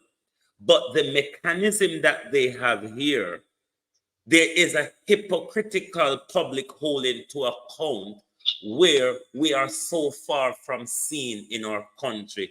And I don't see how we're going to get to that, because the faster we run at it, the faster it run away from us. The reason why I think the parliamentary system doesn't work for Jamaica anymore is accountability. When I look at a country like Switzerland, they don't have just one head of state. I think it's 4 people who actually run the country, and every so often, I don't know how many times for the year, they have a referendum on each step of the way. And if the person is not getting the job done, they remove them. Fortunately, the parliamentary system in Jamaica, the constitution sets it up where one party will, and you get 4 years to bring in all of your friends them and make enough money and mash up the country. And then when the next party come in, they bring in all of their friends. These people are not working for Jamaica. If they were working for Jamaica, what I would do is, I'm just using hypothetically, let's say the Minister of Tourism is doing a great job. When the next party comes in, he needs to keep his job because he's doing a good job for Jamaica. But guess what? He has to, and then turns over his job to somebody who has no idea how the tourism sector works because the PNP or JLP. So in return, I don't think these people are actually working for Jamaica. It's in politics. It's self-interest. So I believe that the structure has to change for Jamaican people to actually reach their full potential based on what the country has to offer. Because you just hear a man coming and say, no, he's the head of security, has no track record, he's the minister of security, no track record in security. A man coming, he's the minister of economics, no track record, he just have a great degree or whatever. I don't think that's really working for Jamaica. It doesn't seem like it's working to me. I do think we need to come up with three big ideas as a people and leave our politician out of this. I mean, as a people, and not just for Jamaican, as black people. Going forward, we need our own religious ideas. We need our own political ideas. And we need our own economic ideas. We have been on this for 500 years. It has not worked. It isn't working. It is time in this new changing world, in this multipolar world where America is more and more using their power to tell governments across the world what to do because of BRICS and the rise of China. We need a new economic, political, and religious idea to move forward. This, what was given to us, has not worked, is not working, and by the standard of what we see and know, it's never going to work. We need to come up with something new. Yeah, and people in Jamaica just need to be more informed and just do a little bit more reading. I see there's a big furor about the trade deal that is proposed by the EU for with Jamaica. Now, a lot of people don't know that Jamaica trades 1.2 worth of export. They export that amount of goods to the EU every year. Some of the fears are that Jamaican people are saying that the EU is going to start sexual education in the schools and all these things and human rights. The problem that we're running into in Jamaica, when people want to be treated like a first world country, but we want to behave in a third world way. That's true. That is true. We have to make a decision. I don't know how the LGBT situation is going to be solved in Jamaica because it's going to have to be solved at some point. I think a lot of people won't agree with me, but I think Jamaican people, we have to allow people their personal lives in their personal space, their fundamental human right, and we have to respect that and not let those things hold back the prosperity of the country. Not saying to full blown saying let's everything that's LGBT in Jamaica, it's a goal. I can't speak for all the people, but I'm looking for the progress and the progression of Jamaica. And it seems like the LGBTQ issue is this big issue that a lot of Jamaicans are fearful about. But I'm wondering if they're actually reading about it because what is that? I don't think that a person in the LGBT community is chasing you around and pulling down your pants. And here is my argument. I want people with LGBTQ to have their rights respected just like anybody else. But I disagree to the introducing it in our education system, especially to our young children. But what I don't want is the country to be held back economically. The reason why I'm saying this, no matter how loud we shout boogery in Jamaica, when we come to the West, Europe, North America, we have to work and get along with those, with the LGBT community for economic progress. Why don't we see that same advantage at home? Exactly. And Jamaicans are lined up at embassies every day trying to leave Jamaica to go to these countries. Precisely. So I don't get it. This is a thing where a lot of people don't understand how much leverage the church has in Jamaica. Too much. The church has a lot of leverage. Too much. And it might not be very visible on the surface, but I don't think Jamaica should be held back economically. Where I look on the newspaper, see an old lady, 85 years old, with one sink over her head, says she wants to work. we have to we have to step it up if we want to get people up out of poverty. I do agree with you, Wayne. In no shape or form, LGBT education should be in our schools. That's because I wholly disagree with that. That's not necessary. That's not necessary. But what we can say is, I also don't agree with people being violent to persons for their sexual orientation, because 100%. That's just a minute part of the person. The person has other things they can offer to Jamaica. I hear people say we can't have an LGBT person in the parliament. Why? But our parliament is full of people in the LGBT persuasion, but it's the hypocrisy of our country where it's only the gully LGBT get called out.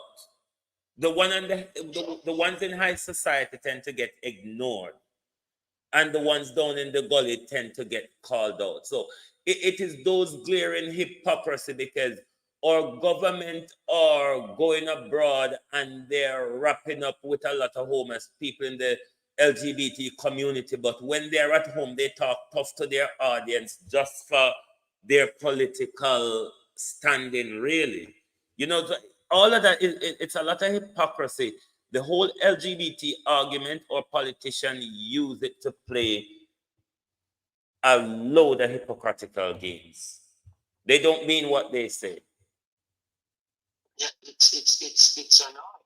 It's annoying, and I think Jamaican, we're gonna have to come to terms with this. And we keep and the politicians, they sing to their audience. They know that once they can say burn this, burn that, everybody get revved up. But while you're saying burn this, burn that, you're not talking to the people about some of the challenges that it's gonna cost Jamaica because of us not being tolerant. Exactly. You know, they're not telling the people that it's like burn this, kill these people.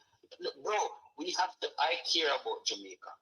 All my family still grew up in Jamaica, go to school in Jamaica, and we were all. When you leave Jamaica, though, I had to do a lot of relearning. I had to realize that I had to get off the Jamaican steroids where them tell you, say, we are the greatest with everything, we lick about with Talawa. But what I found out is, if you don't get up and work for what you want, you will be a bum. Oh yeah. Oh yeah. And this is why the information is so important, because when you live in a village and you really go outside of your village, you are so limited.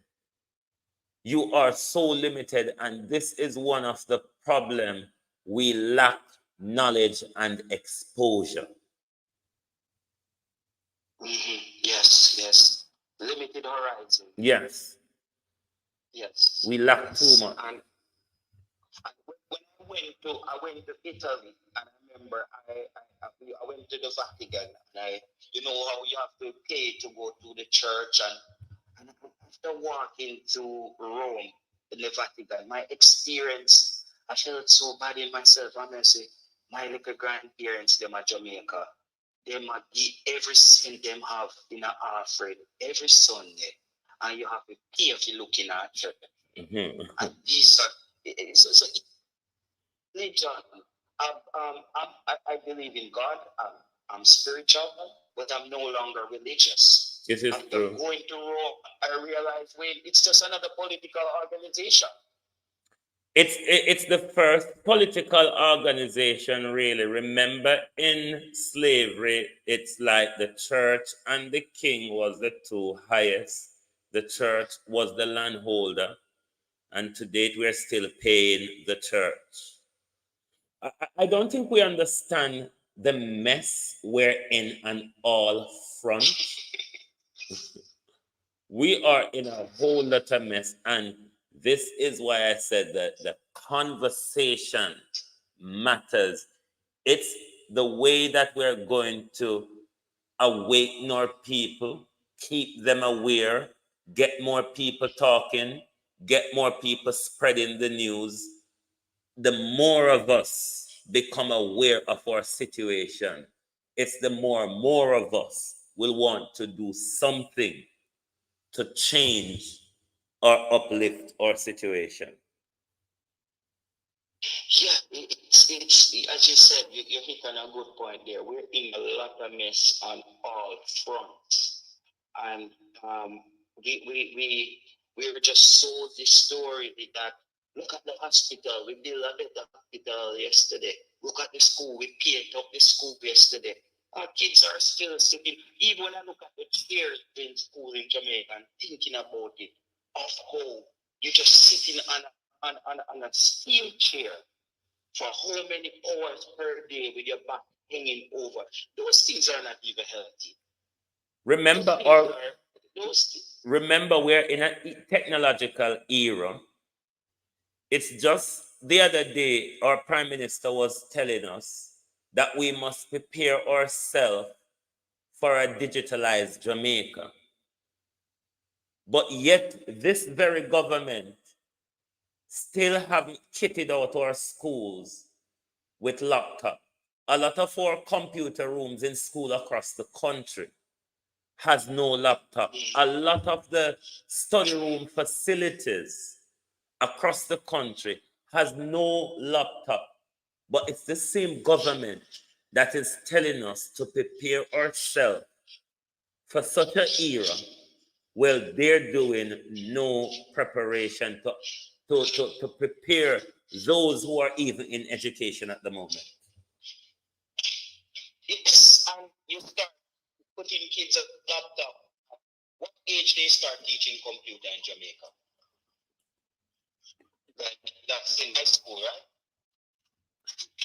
right? I would have think in high school, but at this stage, you ought to start in primary school, isn't it? That's why I asked you, because I'm thinking that's too late. That's way too late. That child is way behind already. The world is moving fast, and I'm not saying that Jamaica needs to adapt everything that the world is doing, because I think one of the things that make Jamaica great is the culture. There was a research done, and they said the two countries in the Western world that still mirrors Africa the most and the culture is Jamaica and Haiti. Now, that sounds good on a cultural spectrum, but those are two countries is rigged with crime and poverty. Yeah. As well. Yeah. So we have to decide what we want to be. We want to be this cultural oasis with poverty and crime and government corruption, or we want to have an orderly and a more robust country, a more robust economy. You can go to places like Barbados and walk around and somebody will shoot you around. How are they able to accomplish this? Leadership.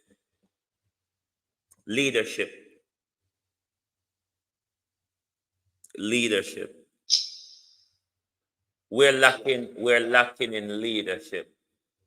Our leaders lead for their pocket, their family, their friends, and their personal ambitions, their political and economic and financial gains. Leadership is our problem. Yeah, it's leadership, and everything is politicized. Holness, he's a coward. And at one point, I thought that he's not only a coward, but he's a crook and a traitor.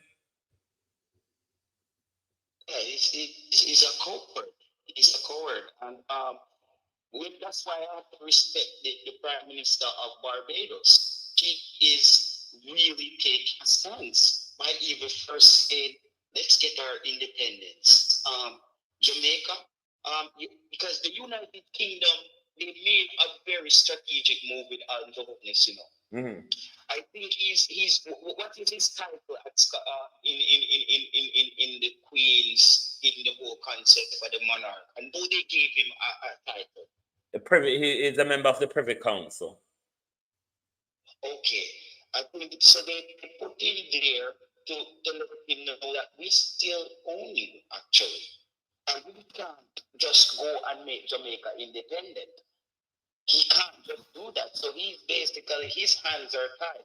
Now the other guy that's running for the People's National Party, I said this to a friend the other day, that you know that the traumas from slavery still lingers, even if whether it's in the DNA or the culture. I still think a lot of people won't vote for the PNP because they think I won't vote for a white man, even though he's full-fledged Jamaican. I think that little subconscious thing is there as well because it brings back bad memories for a lot of Jamaicans. Let me know if you think I'm off the ball on that. No, I would push back on that in the sense that two of our long-standing prime ministers of both parties were white men.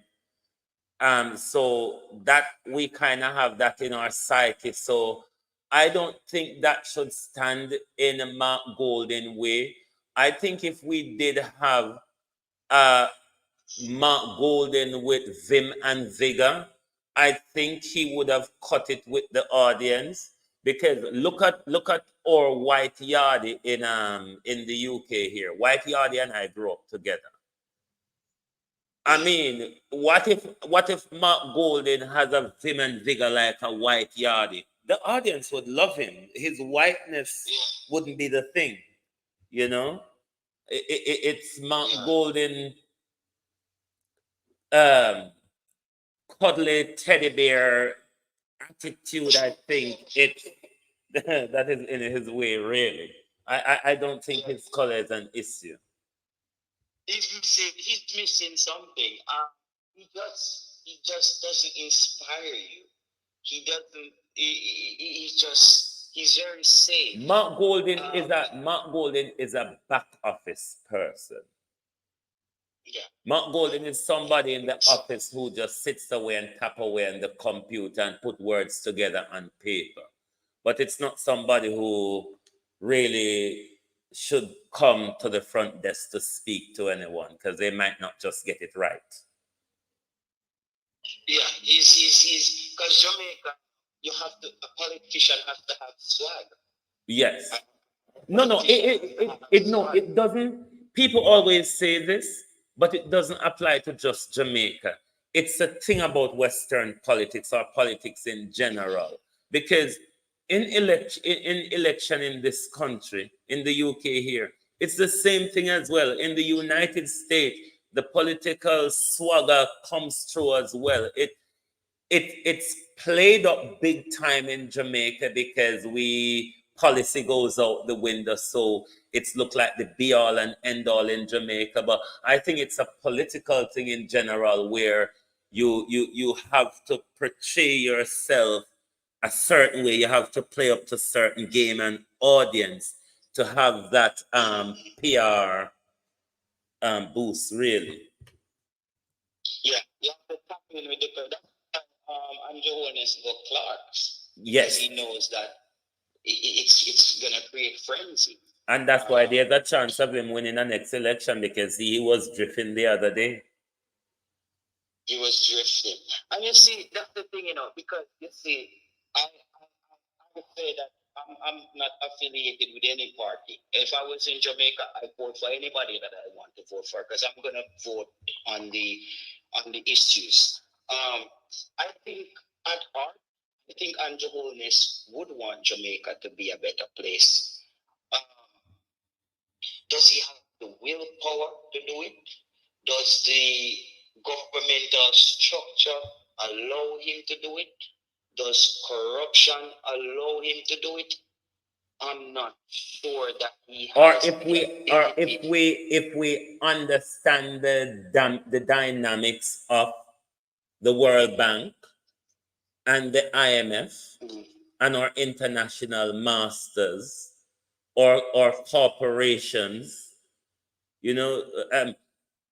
people don't understand the dynamic of our government. It's not just what Andrew Holness say or want to say. You have to listen to what the US wants you to do. You have to listen what Britain wants you to do. You have to listen what Israel wants you to do. You have to listen to what the PSOJ wants you to do. You have to listen to what the big corporations want you to do. You have to listen to what the big investors want you to do. It's a whole twaddle of navigation you have to do. But if you're a selfless leader, and what you do is about the people and the development of the people, then you will almost get it right. Because when you're going to the table, you don't argue based on what you think is going to make you personally and financially better off. You look at what is going to make the country better off. Say, for example, in any of our contracts with China, we see a lot of Chinese coming into the country and working and setting up business. How much of our Jamaicans in that deal that we cut Chinese in any form of investment, how much of our Jamaicans can go to China and set up business or get the needed science or technology education that we need to come back home to develop? So these are the ways these are the things that is standing in our ways, because when our government is making these bilateral deals, they more look on how much they can coop out of it and put away in trust or foundation or whatever, rather than investing in the country and skilling up the people of the country to develop the economy. Yeah. Mark Golding does come off to me as a genuine person. I think he speaks as someone who would listen to the people and actually do the right thing. But the win, I'm not sure about that. And then I will listen to the rest of the show, and thank you for taking my call. All right. Thank you very much for calling, and I hope to have many more of these conversations with you. All right. You take care, caller. Good night. Yes, there you have it on Global TV. We have been here for some time tonight. It's 2 hours into the program. Does anyone else want to call? Thank you very much all for being here. TikTok continued to giving us some more likes. Thank you for the 4.4K likes. The likes is growing over here on TikTok.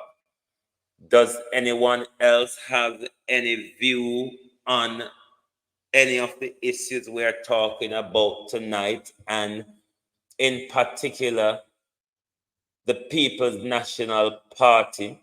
It is our duty as a country to sort whatever is happening in our opposition. We need to sort it out, because what we do need is a strong and robust opposition to take on a corrupt and dictatorial government. So it is for us to make sure we have these public discussions to make sure our opposition is united to go into a general election or a local election. We cannot stand by and allow our country to slip away into dictatorship. The weaker the opposition, the higher the risk of the country slipping into a dictatorship. We must stand and protect the freedoms that we have. These freedoms that we have, these freedoms we enjoy, we are standing on the shoulder, tainted in the blood of those who stood up to make sure today we can fight social justice over the airwave, whereas we're coming from past history where it was a crime for us to pick up a book. Use this opportunity wisely to inform yourself, to make sure on your bookshelf you have books to inform you, to inform your children, the next generation, of who you are, what is your purpose, and how to develop and advance in our society. Thank you all very much for being here tonight. We've been here for 2 hours. We will continue the conversation. It is the conversation that is going to bring the change. The conversation will bring the knowledge, the awareness, and by extension, the freedom, the emancipation from mental slavery. I want to thank all my globalists tonight. I want to thank the callers who call in tonight, Jamaican caller Sunny Days, and to the final caller. Thank you all very much. I want to say to the leader of the opposition, this is not an attack on members of the People's National Party or on the People's National Party. But it is right that if there is internal division in the opposition party, when our country is at risk of slipping to dictatorship under the current regime, it is for all of us to make sure that whatever it is to reclaim our country and to maintain our rights and freedoms, we all stand together and take part in it. Thank you very much. And you'll probably have a premiere tomorrow from Andre Stevens and Nigel Clark. But from here, we say good night, and we will see you tomorrow. Thank you all very much for being here. I will see you tomorrow. Yeah, well, it is I, Bad Bass, and representing on behalf of Dancehall, Station of